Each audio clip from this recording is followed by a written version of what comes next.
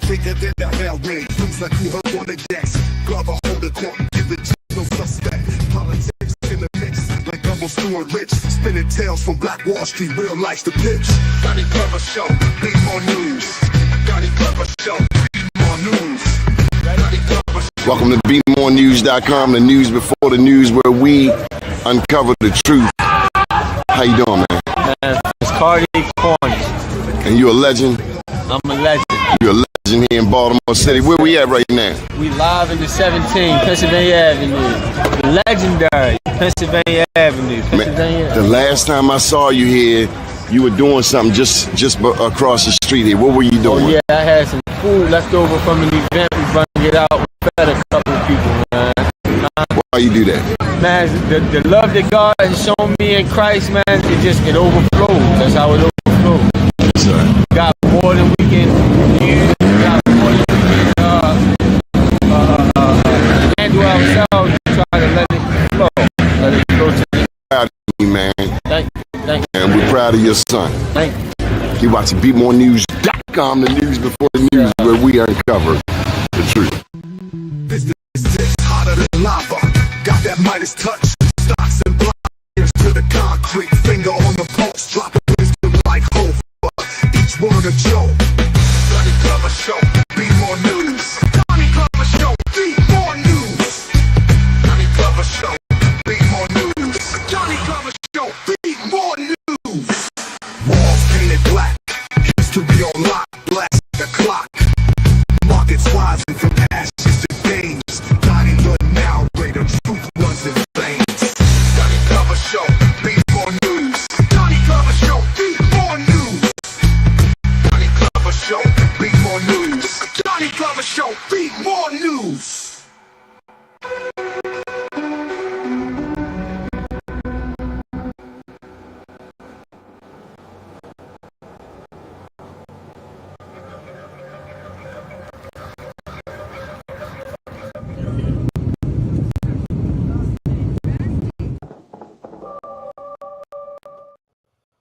First name's Donnie, last name's Glover. In it to win it for the long haul, baby. Got a special show for you today, Mr. Cedric Walker. What's up? How you doing, sir? How you doing, Donnie? How are you? I was on the phone late last night with some cats from Atlanta, from the ATL. What you know about Atlanta? Well, I live in Atlanta. UniverSoul Circus was founded in Atlanta, but I was born in Baltimore. Get out of here. Yes, sir. Yes, sir. So I was talking to this, I spent a little time in Atlanta. You know, it's only one school in Atlanta, right? Uh-oh. Which one? Which one? There's only one school in Atlanta. Okay. I'm from Baltimore, Jack. It's called Morehouse College. I figured you'd say that. So is that where you went to school? No, that's the only school in Atlanta besides Spelman. Okay. All right. Well, I'll take that. Don't say it that way. I went to Tuskegee. I did visit Tuskegee one late night from Atlanta. Baltimore kid in Atlanta, and then they kidnapped me down to Alabama. So Alabama, that's the kind of place you don't even see your hand in front of you at night. All right. But I lived over in the SWAT. Okay. And so how long were you in Atlanta? A couple of years, 83, 85. Yeah, I didn't live on campus. I realized that I was a tad economically challenged. Okay. Okay. Well, that's why Ben, you were talking about Ben Johnson. I'm the founder and president of UniverSoul. So Ben is our operations director. Ben went to Morehouse, so he would be loving to hear. He would be loving to hear. No, I did my homework. I told you I made a phone call. Okay. I made a phone call to a part of Atlanta. Yo, black people that I knew just did not go to Stone Mountain, Mr. Wall. No. Not back then.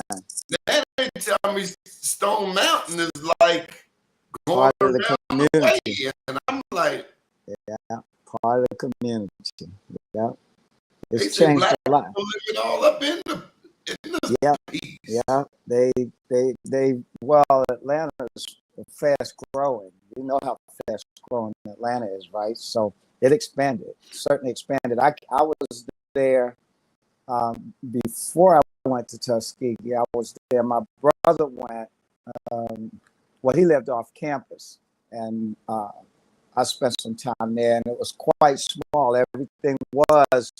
I was there in the 70s, and everything was right inner city Atlanta. Too far out Campbellton Road or going out to Decatur, but in that was the block of neighborhoods that was pretty much comprised of community. But since then, it just expanded south, it expanded west. It really is the hub of obviously the hub of the Swift going south. So They tell me I couldn't even afford to live down on Cascade nowadays. it's you know that probably. Well, I wouldn't say they're right because I don't know you, but the houses sure have went up. It's a sense of pride, though. It's a sense of Black pride involved in that area. And, it's really strong and something to be proud of. So when were you last living in Baltimore? So I left Baltimore in '72 to go to Tuskegee. I graduated from Edmondson. I lived in a village up in Edmondson and Dempsey Did you just Street. say Edmondson? I heard you saying Edmond. You enunciating. Now you know what your cousins call Edmondson Avenue. Well, I don't know how I said it, but I may be guilty of a little. Oh, you enunciate Edmondson. like the professional you are, but locally it's Okay. Emerson. Emerson Avenue, yeah. That's where I grew up, Emerson and Dennison. Emerson. Oh my God, you were right up there in the thick of it, just on the other side of the bridge. Yeah. We were scared to cross that bridge, man. I had a girlfriend across the bridge, and I was like, it was dangerous to go visit your girl. Your girl lived there in Poplar Grove. Your parents told you don't go there. I had to sneak over there and sneak back, man. Your daddy told you don't go Poplar Grove. Poplar Grove, no. They were throwing people over that bridge. It was dangerous to go, and a lot of them had to come over to go to 91. And y'all returned the favor and beat them up. So it was something, man. But we had a lot of fun. Those neighborhoods, on Dennison Street growing up, we played ball, over at Fun Hill. We played softball, baseball, basketball, football, and we played our different neighborhoods, and it was just a close-knit community. Aside, it was different growing up. It was very close. The kids we were all kids, and we all had fun together. Man, I don't think I would trade growing up in my neighborhood for anything in the world. Did you get skates? Skates, man. That was for Christmas. You had to get them skates and hop the back of the bus. We used to catch that 23 and go all the way down because my grandmother lived on Emerson and Calhoun. So, man, we catch that 23 and all the way up the hill. 15. Man, we ride that bus, man, and until we fell off. See, I feel like you owe me because I never got no skates, and I sense that you might be a year or two older. We lived in East Baltimore, Patterson Park, and Landville, and this was 71, and that's when y'all was on the back of the bus. That's when the buses had a bumper. Yeah. Literally Yeah. jump up on the bumper. Well, Yeah. my neighbor had skates. And my daddy was Undertaker. My daddy ended up burying him because he slipped off the back of the bus, got run over. And because of him, I never got no skates. Yeah. It was dangerous. Yeah, it was dangerous. I heard, but it was fun, but it was dangerous. But when you're a kid, you know, fun is in the danger. You know what I'm saying? So. And I remember one time I jumped on the back of it was a flatbed tractor trailer, and it had snowed right there, more than bacon. It snowed, fresh snow. Just want to grab on the back of it to slide on down. And I remember in an instant, I almost went left, and it was like the Holy Spirit with me in that snow, and it had been my own fault. But look, enough about Baltimore. How did you escape to Atlanta? So I ended up going to Atlanta right out of high school and got I got to Tuskegee actually, and went down there to I went down there to work and try to go to school, and ended up going to school and meeting. Well, my uncle had a nightclub down there in the sticks back in the woods, a hole in the wall nightclub, and I would help the bands play. And one of the bands that played back there, you know, I was 18, right? So you had to be 21 for real in Alabama to get into the nightclub. So I was washing dishes, but when the bands played, he wanted me to go out there and help the band set up and everything. So I would get a chance to get out into the club and help the band. And I learned how to do sound and lights and stuff, so I could actually stay out there and work with the band. One of the bands playing there was the Commodores with Lionel Richie. So, and they were all going to school in Tuskegee. So I ended up starting to travel with them, setting up their gear. And so I ended up touring around the world with the Commodores early on. I remember coming back to Baltimore with the Jackson 5 and the Commodores opening the show and inviting all my family. I was the stage manager for the Commodores. So I did that for a long time. And then I was a production manager, stage manager, and I ended up wanting to learn marketing and advertising. And so I ended up tour managing bands and got away from the Commodores and started exploring, ended up in Atlanta. There was a Black-owned talent agency in Atlanta called the Greer Agency. So I went over there and went to work as booking bands, and I booked colleges. I think I booked shows at Bowie. I booked, I had colleges, homecomings, and I would book bands like Cameo, Confunction on homecomings back then. And I would have to go out on the road and make sure the bands got paid because I booked some nightclubs too. So I learned how to tour the bands and go around. I had been around the world with the Commodores, and we played a lot of nightclubs in the Chitlin circuit back in those days too. So I had learned a lot about touring, and then I learned a lot about marketing. And so I ended up going to Atlanta working at the agency, and I just started a company putting out posters, flyers, bills. I would go around with tours and I would do their flyers, they learn how to do their radio and do their advertising. And the clients, because I had worked with the Commodores and the Jackson 5 back in the 70s, well, when the Jacksons came back in the late 70s, when I would start doing their marketing, and I had the Commodores in the 1980s, beginning of the 80s, I was doing their marketing.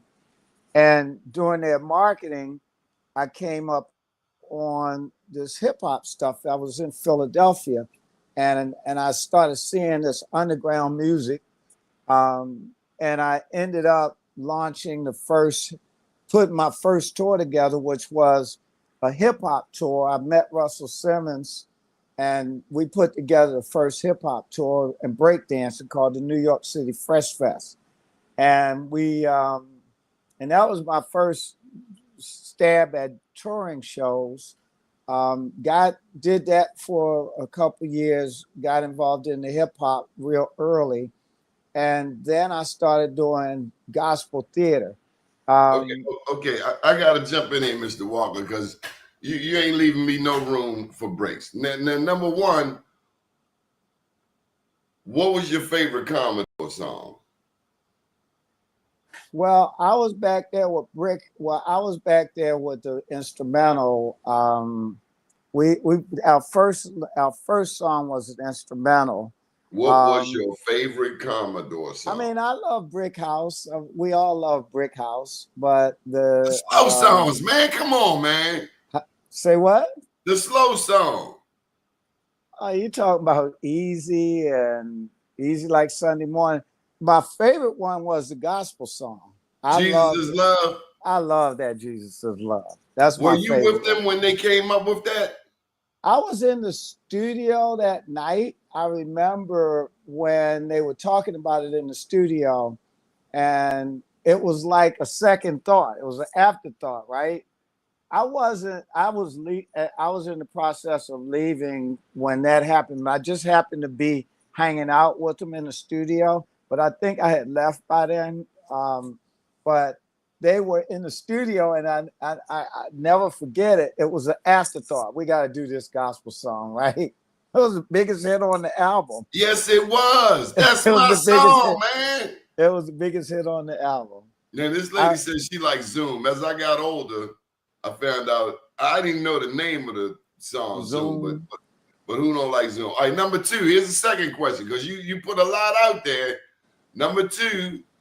Now you talked about learning marketing, going to Tuskegee to learn marketing. Okay, I done peeped this.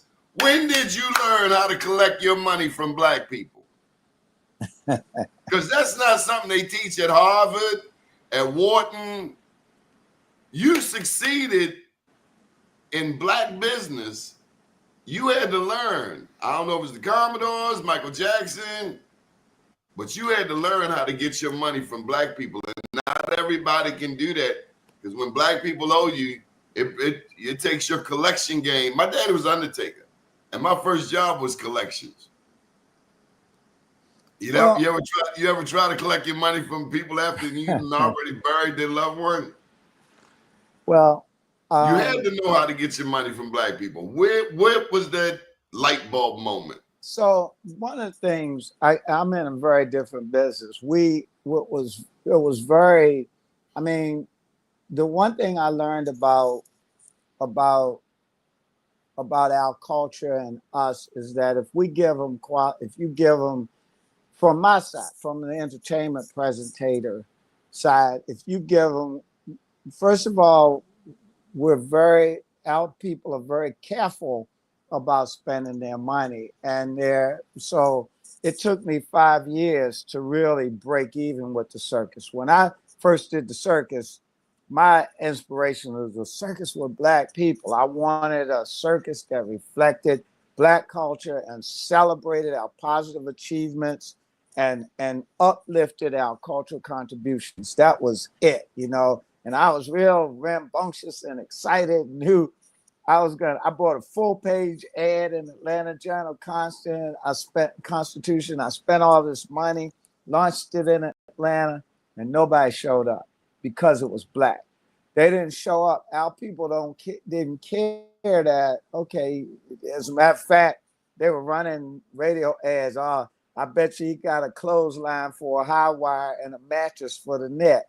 I mean, they were teasing me online. It was like, I was like, dang, but so what I had to do, I gave away most of the seats.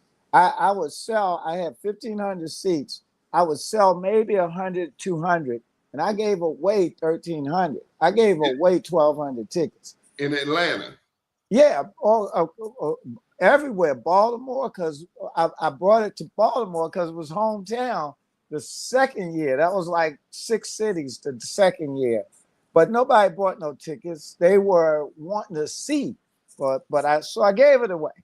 And once I gave it away, and they saw what we had, I started selling tickets. That thing caught on like wildfire. It caught on. So I wish it had been a wildfire, but it took a little bit longer. So what are you thinking in that first 5 years? Are you mentally prepared? Like this might take 5 to 10 years. I mean, there's some substance in you that prepared you, because our people are challenging. Yeah, I want to say something about that too, but I knew that I had heard and I had prepared and I had been a promoter. So I had promoted hip hop, I had promoted gospel plays. By the time I did the circus, I had a wealth of experience of losing money and making money and losing money. Promoters like a gambler. Promoters like going to shooting crap in the alley.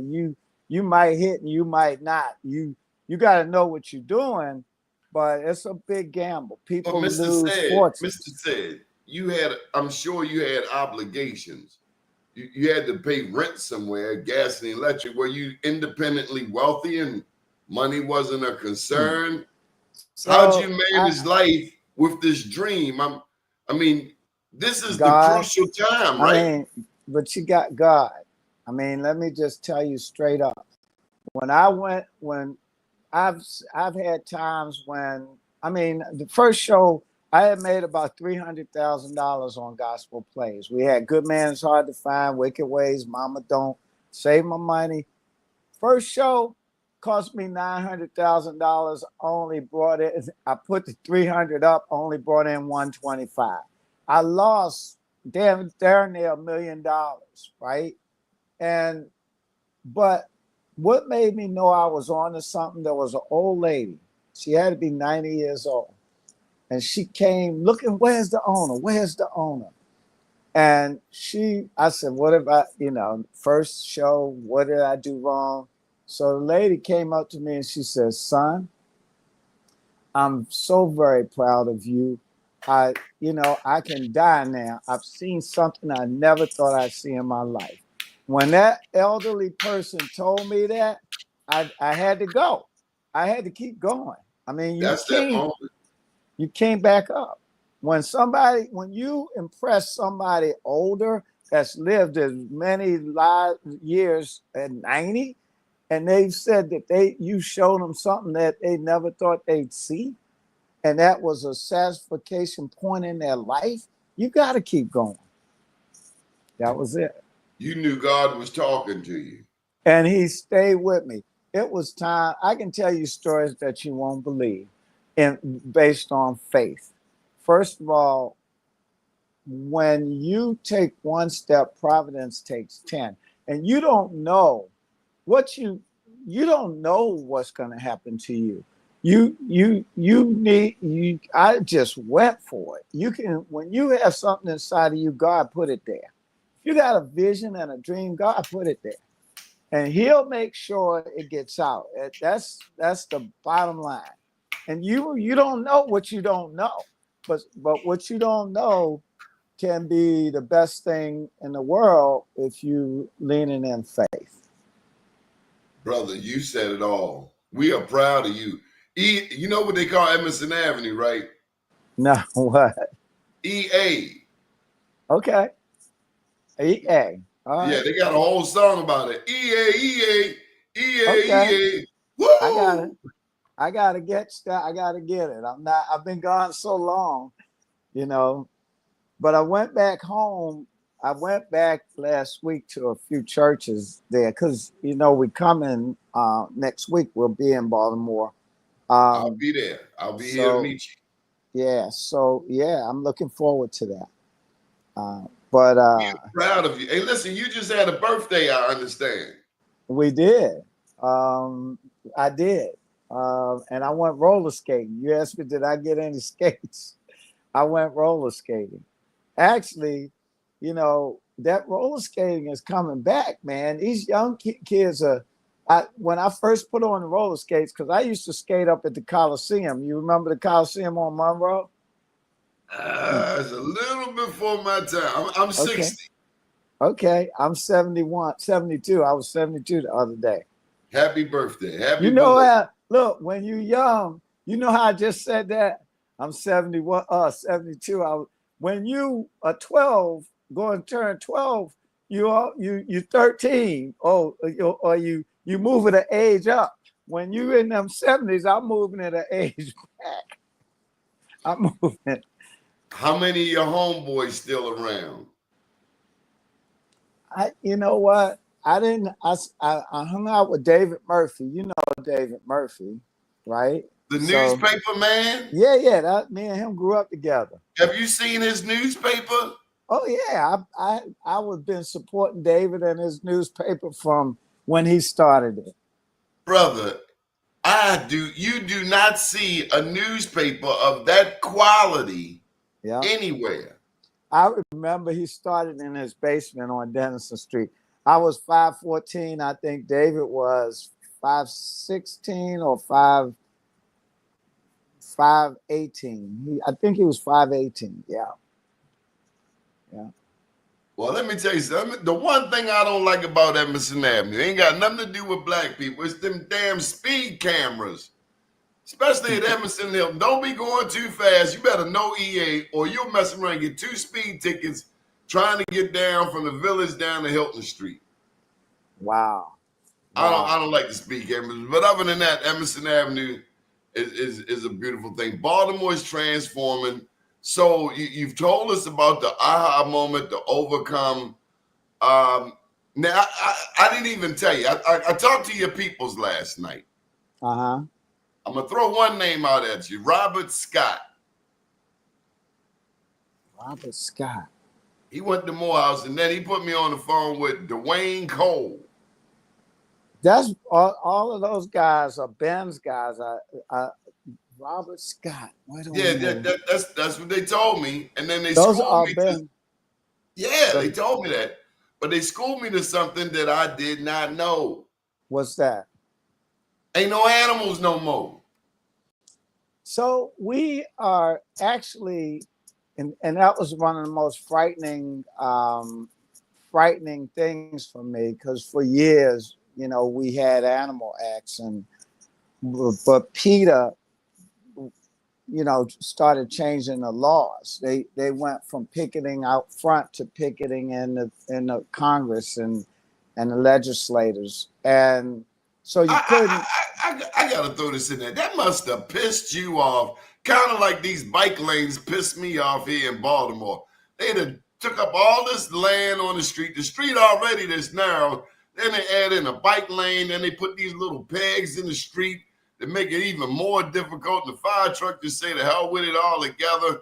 That's what I kind of think about as what you went. It did. But what we've done, where the show is now, when you get there and you see it, or if you even Google it, I'd invite anybody listening to Google UniverSoul Circus right now and look on. You can go right to see a real-time copy of or real-time reviews from our customers from this show right here in DC. I'd invite anybody to come over, and I'll give them free tickets to come to National Harbor this weekend. But but when we had let the animals go, we started doubling down on things for kids. We started doubling down on where Black culture meets global culture. We started doubling down on dangerous acts. Like we got motorcycles flipping through the air, doing somersaults above your head. I mean, it's some stuff in this show. We got a girl. Look online at the girl who turns her head all the way around. I saw it, man. It freaked me out. I mean, so look, I saw it. I was like, oh my, because it came up on my video thing, and I had to change the picture. So how do you keep going? Because it's almost like you are a adventurer. Yeah, that's what a marketing person we hired came in and said our company was adventurous. It's like we need so much stuff, man. You know, our culture is so rich. I want to do. I'm working on a roller skating show with our culture. With I mean, we had Parliament did, all those characters. Run DMC said Run Rock Rhymes, but Peter Piper picked peppers, but Run Rock Rhymes. Jay-Z says it's a hard knock life. Um, uh, it's just so much where we've related. Our culture has related to cartoon character culture. The way in our culture online on these social medias, these dance challenges, that's all emerging from our culture. Our culture is just rich. We need a street. They got Bourbon Street, they got Beale Street.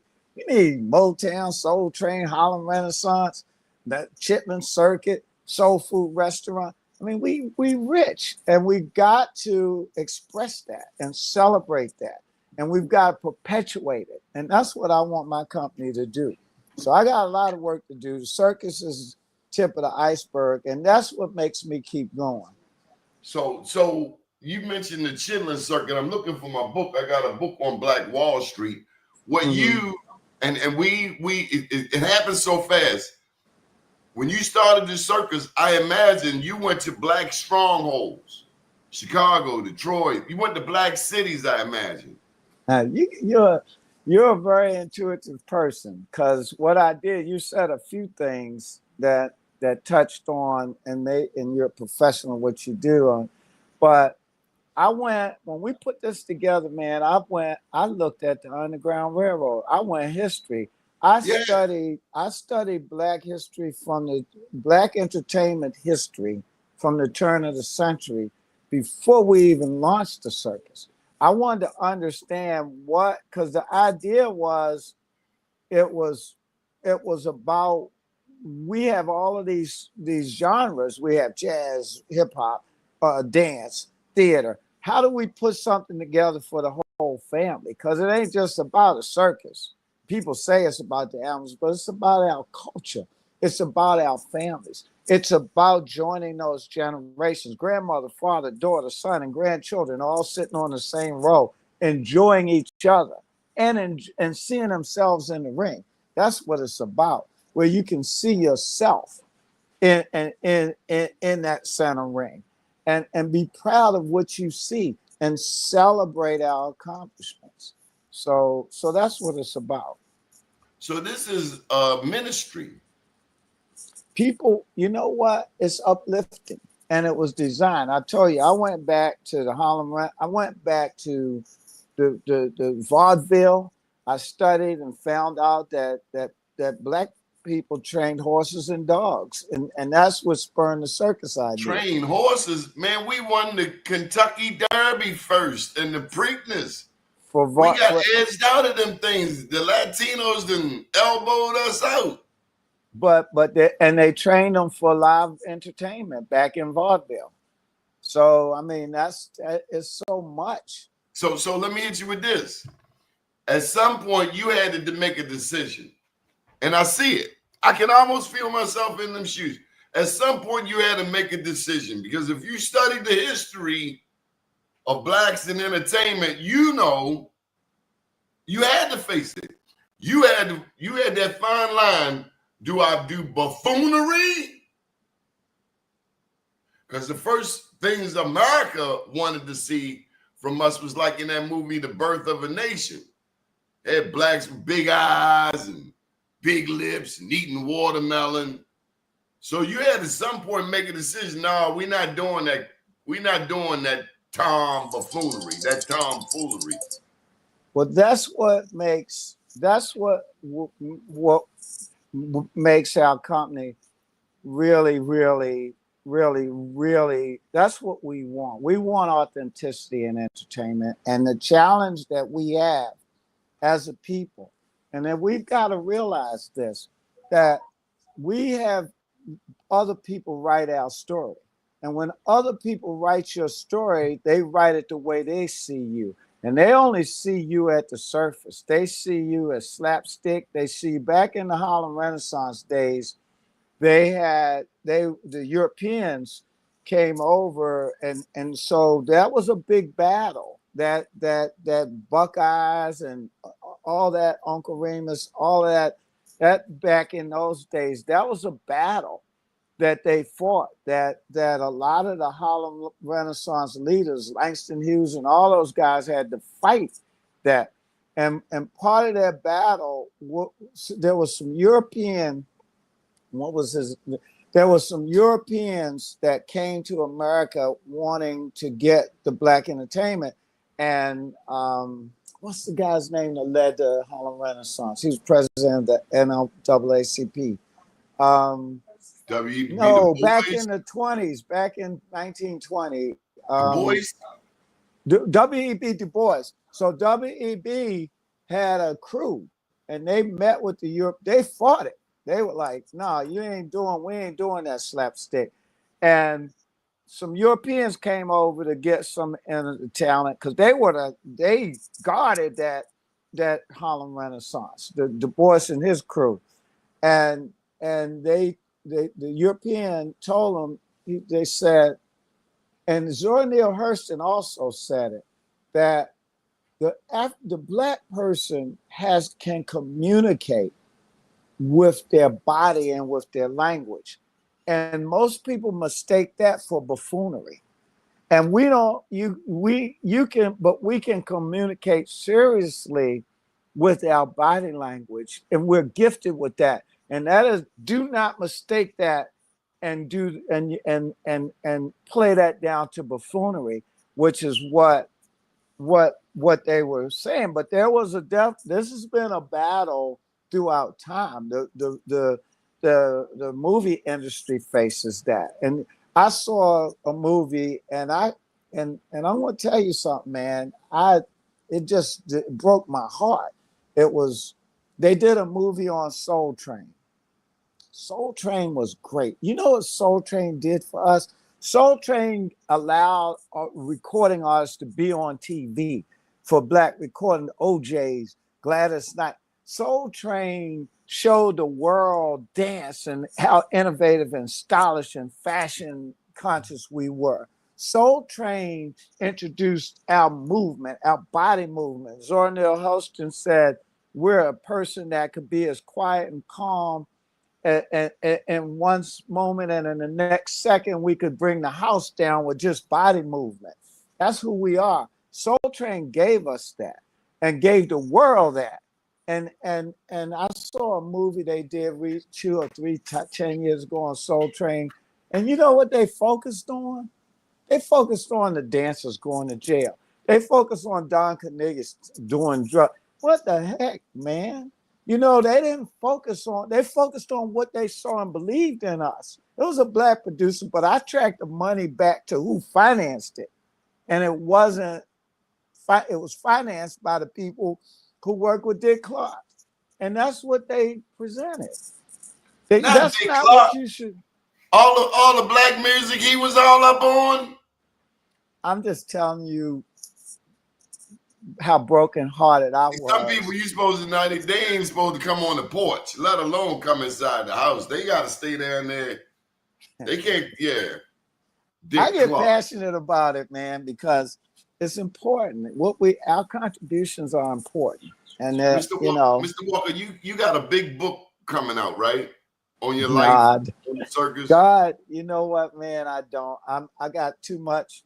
I don't even want to reflect backwards. I want them high beams on. I want to go forward. So, are you taking the show to Africa? I've been. I went for Mandela's birthday. We went before. That was what, 2020? We went in 2007. I only ask because in the French part of West Africa, they are taking back their land. Burkina Faso. I got a book coming out on the topic. There's a lot going on. So this, as the industry has changed, and you had to double down on the different acts, how do you replenish the talent? How do you excite somebody in who's 15, 20, your grandchildren, great grandchildren's age, how do you pass the torch to them? How do you? And I can imagine, because I know you're Cancer. My birthday just before you. I know you're looking there like, who's gonna take the ball from me? Who do I trust with my ship? I mean, I don't know. That's going to be up to God how that works out. I definitely think about that. You know, there's a lot of work to do. And one of the things that I don't think anybody ever finishes their work, right? It's like you always are, you're always being. You never get to that. If you live in a real full life, then you're going to be always going towards something. You never really reach it. And so I don't know. I know that the authenticity, I want something.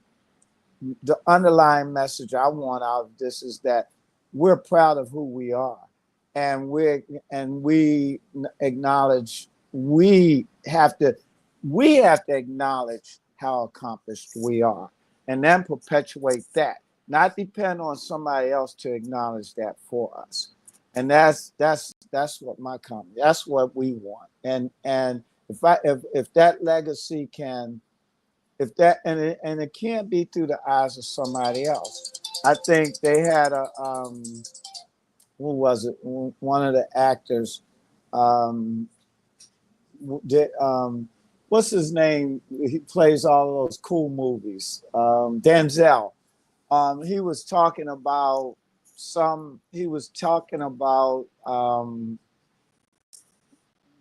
making movies and why Black producers and Black writers need to be involved totally in productions that express our culture. Because when they make movies about other cultures, they bring in those cultural directors and leaders that experience that. But in a lot of cases, we get other writers and other producers depicting who we are, and that's what makes, I think, Tyler so important, because he's able to project, regardless of who likes him, who doesn't. You've got to measure the impact that it's made, that the body of work a person has made. And he's created a lot of opportunities for a lot of stars, and he's broken a lot of roads. So has the pardon my ignorance, I'm just pushing the envelope. Has he put the UniverSoul Circus in any of his movies yet? No, I mean, we got to stop. Let me just say this. And I tell every African American this. We've got to be very careful about our self-criticism, right? Not even looking, I went to some, I don't want to name the organization, but one of our major organizations. And the conversation went to, we don't get together. We don't stick together. And it's like that because that's what we say. You gotta claim it. God tells you claim it no matter what it is or it's not. The power is in the tongue. The power is in you. You're claiming it. And we say too often, we're too self-criticizing about each other.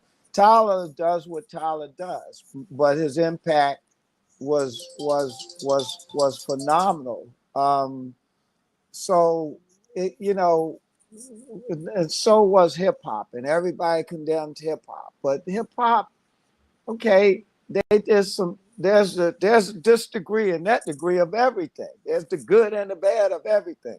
But hip hop was the first time that African American recording artists had a chance to start their own little record labels and get some of that money instead of being half broke like the Temptations or the other icons we have, where we couldn't get past the recording. Well, the Temptations had Motown, but a lot of those other recording artists had to just depend on certain things, but hip hop broke that ice. So let's look at each other. You know, if we claim that we can stick together, let's change that narrative. Let's how do we focus on stopping saying that? Because we can. And the myths that we carry, words have so much power and we don't realize it, you know. The power of life and death is in the tongue. Yep. So you've had to maintain standards amidst all of this. So that's why I think you should be teaching a master class at Morehouse and Tuskegee and Morgan on business. You've mentioned history. You've mentioned being historically sound, not being buffoonish. You mentioned how we record our history. It makes me think of Oscar Michaud, the first black man the movies. He made movies back then in the 20s. Movies.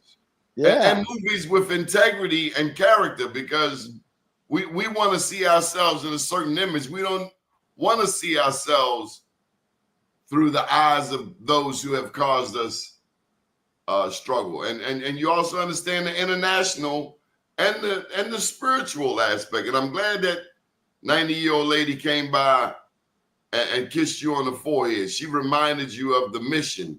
Yeah. What do you want people in Baltimore to know? Well, we can bring you an incredible new show. It's something you've never, it's something that I'm very proud of this show. And I'm excited to bring it to Baltimore. I'm excited that I'm coming home. I'm excited that I grew up there and I can share my work with Baltimore. Because I'm a part of Baltimore. I went through my life in the streets of Baltimore playing. All of the experiences that I had, good and bad, summed up who I am. And I want Baltimore to be proud of us, of what we bring, but I want to bring them something worthy and to make them proud. So I mean, we've got incredible new artists. I mean, we got the girl that turns her head around. We've got a girl that, I mean, I can't even describe the act. She balances on the top of on her head on the top of a 30-foot high pole that's resting on someone's shoulders and nobody's hands.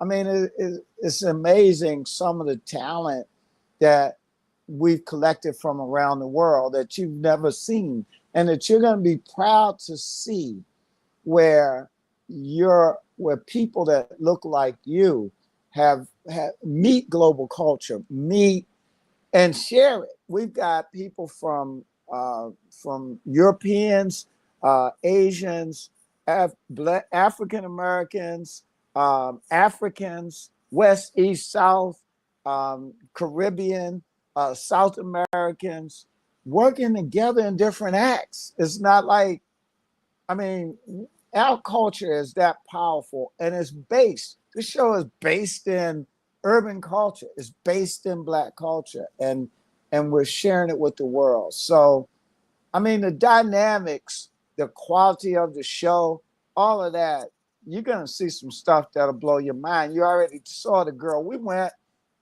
I went to Ethiopia and found that girl, right? That could turn her head all around like that. You went to Ethiopia? Oh, I go all over the world. I go to West Africa. I go to Guinea. I go to Gabon. But I go to Johannesburg. Ethiopia is different. You know, that's the only country that didn't get taken over. No, and they got their own airline. They got some pretty girls on that airline too.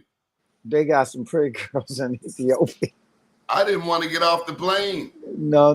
Well, you should have, because the girls over there, that was just a glimpse of the whole country. Those girls, Ethiopia. Well, some of the most beautiful girls in the biblical history are from Ethiopian women. So, I mean, I know I didn't want to leave. Yeah, no, but what I like about Ethiopia is their spiritual history. It's Christian history. It's in the midst It's a country that is surrounded with Muslim countries and Jewish countries, and they have in this out of that whole region, they're not at war. They're not in those religious wars, and you've got Muslims, Jews, and Christians living together in Ethiopia in peace. Did you see them stone temples in Ethiopia? The I churches? the one underground, you kind of walk. Yeah, yeah. Yeah, You yeah, saw yeah. it? No, everybody keeps telling me when I I go haven't over seen there. it either. It I looks gotta beautiful. go. I want to Lalabella. go. Yeah, I want to go. You walk. It's all stone. I heard about it. So you see all of these things around. Have you pulled anybody from Brazil? And I Oh mentioned yeah. them because they Oh got the yeah. largest number of black people outside the U.S. By air, up in by air. By you got the by air is pretty much where the slave ships kind of unloaded or where a lot of black people settled, either one. But what's interesting and you find it in the circus is that we're all connected. The Trinidad, like you said, Bayer, Brazil, West Africa, South, of course, Africa. You know, all of these, wherever those slave ships went and left, groups of people that have turned into, you know, that have, you know, turned into great, great populations. There's a connection with African Americans that is subtle. You know, at the same time that Martin Luther King was changing rules here in South Africa, in Sophie Town, I think they were doing. If you look, just like we had Jet Magazine, they had Drum Magazine. The styles, the dance, the fashion that we were experiencing up in those big cities during the Martin Luther King era, we were proud and we were dressed really nicely, and you know all of that was going on at the same time. It was going on in with Mandela. He was 27. They were at 27. Those 20s, those men changed the world, but that they were changing the world. They were doing the fashion and the style in America and Brazil, and you know they were forming the festival in Brazil that's so popular now. That kind of came out of, from what I'm hearing, by air, which is where the bulk of the black community in I Brazil. gotta throw this thing in there though, Mr. Said. The one thing is I don't believe we just started coming here with slavery. I think we've been here Before, as free people. Yeah. As free people. You don't have no thinking in it. You're right. You 100%. 100%. I love this historical notion. What's the dates? When will you be? When the will 14th. UniverSoul? Huh? It's the 14th. It's next, not this Friday, this Thursday, but the next Thursday. And then on that Tuesday, we're doing a tent raising. So the Tuesday is the 12th at about 4 or 5 o'clock. 6 o'clock. We're going to do a tent raising. And that's interesting. That's an old tradition with circus. And it is, you know, we raised that tent as a beacon of bringing community together. And we bring community together to watch it raise, but it brings families together, it brings communities together, and it brings the city together. So that's what it stands for when it reaches its top level. So come out to the tent raising. So this is the most important question I have to ask you. Okay. Tell me about these beautiful black people you got working around you who, I mean, they got your back. Your team, they move like the mob, man. You know, it's the passion. And that lady, Amari, that lady like a cane Corso. She like. Come here, Amari. Come here and say hello. Come here. She's on the phone. She said he wants to say hi. Come. She said 1 second. She's That's coming. how she's. She, where you It- find these people at, man? That lady Amari is talented. She these things. was not letting me go. See, look, he coming. Don't move. I'm like, okay. She She, from Chicago. all of them. Yeah, she is. But you know, they came with for the idea, and the idea of what we're doing, and the watch, like you said, the when people leave out of that tent, the joy that it brings them, and the togetherness that it brings to family, and the community. It's a worthy work, and I think that joins people. It really, I because the people here are passionate. They want to be here. They put up with me, so Well, that's what But I'm asking you. mhm. How has that journey been? I mean, it's one thing finding the talent, finding the venue, finding some affordable stuff where no doubt the goal is to make money because Amari sound like she got to get at least 100,000 a year. But I'm talking about the management, the pulling and getting people to do what they might not otherwise do. Come on, share a little bit of that genius with you. How'd you pull these people together? No. They form people shape and form around ideas. What brings people together is they making a difference and being successful. And when you can bring people together and make them a part of something, and they can see themselves successful, most of the people, and then making it about them. I focus on three things. I work for three entities. I work for the public, the people who buy the tickets. We make sure that they get their money's worth, that they have an experience, that they leave with they uplifted, that they're proud, that they have had a wonderful experience with their families.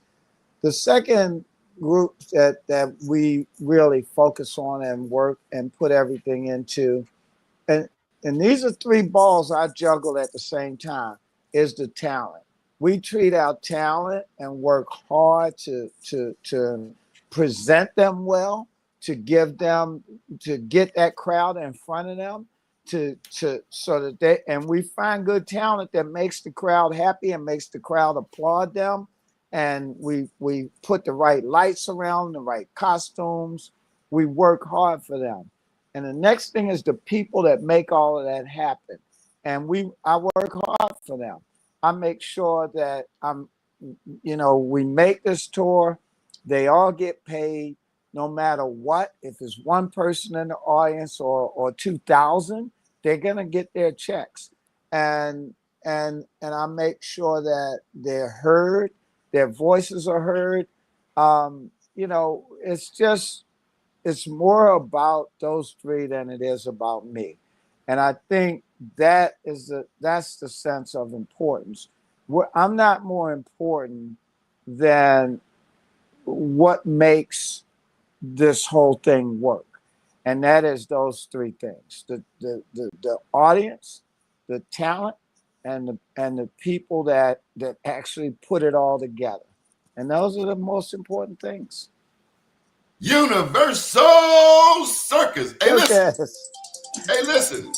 I know your phone blowing up, but I just want to tell you, if you need a clown, you can go to 1600 Pennsylvania Avenue. We got the biggest clown in the world. Okay. Over at the White House. Oh yeah. Put a nose on him, Bozo. No, it's gonna be a black name, Hozo. Okay, all right. Anyway, any final thoughts, Mr. Cedric Walker? We truly illuminated by this experience from EA West Side, Emersonville, Edmondson Village. The locals say Emerson.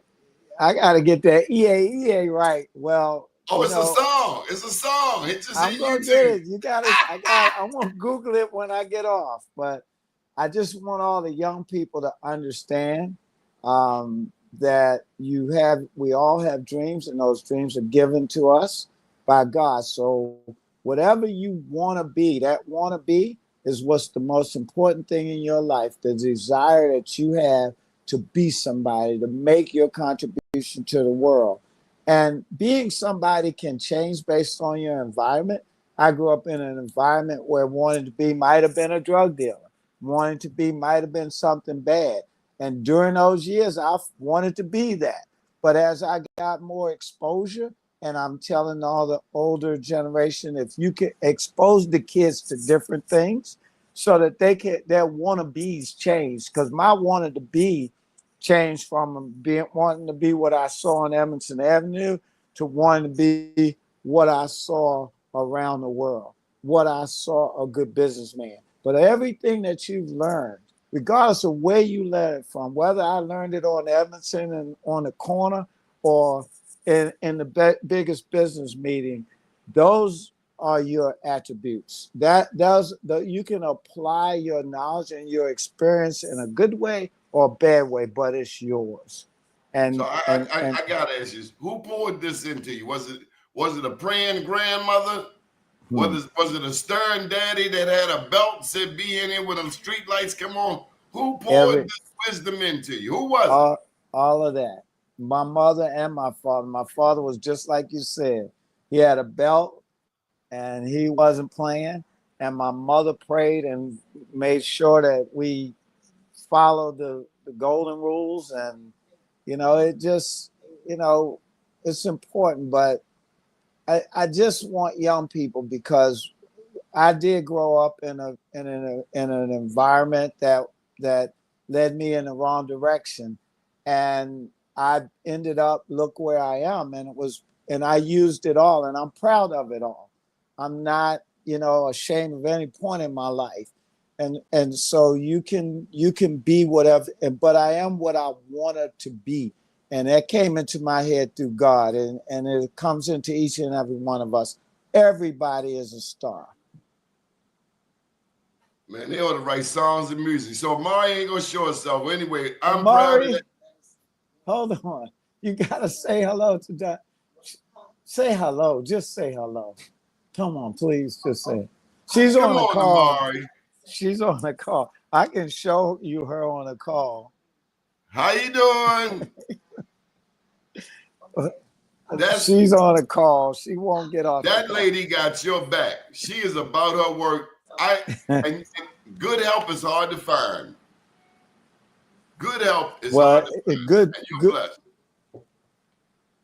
I am blessed. That is for sure. We will see you when you come here to Baltimore, and I'm gonna bring some cameras to make sure we do our part. Please don't forget our website. We've been around for 23 years. When I started BMoreNews.com, they said the name was ghetto. Now they got Be More Dog, Be More Lifestyle, Be More Hot Dog, everybody. So we started a trend here in your hometown. But UniverSoul Circus, man, we love what you've done. I love your pivot.